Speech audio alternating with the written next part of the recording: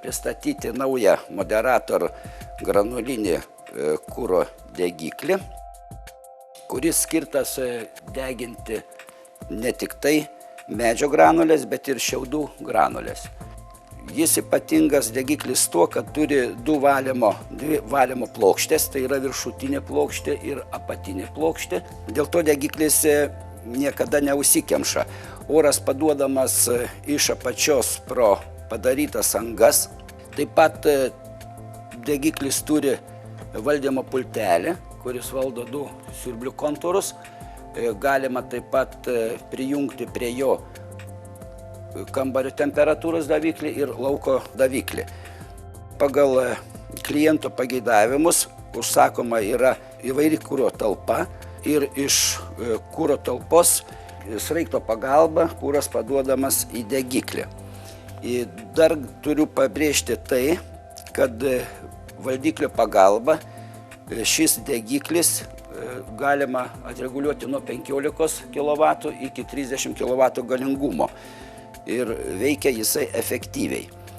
Taip pat tą degiklį galima įmontuoti į bet kokį katilą, nebūtinai Moderator. Degiklyje yra sumontuotas fotoelementas, kuris reaguoja į šviesą ir pultelio pagalba, kada yra tamsu, jisai yra automatiškai užsidega.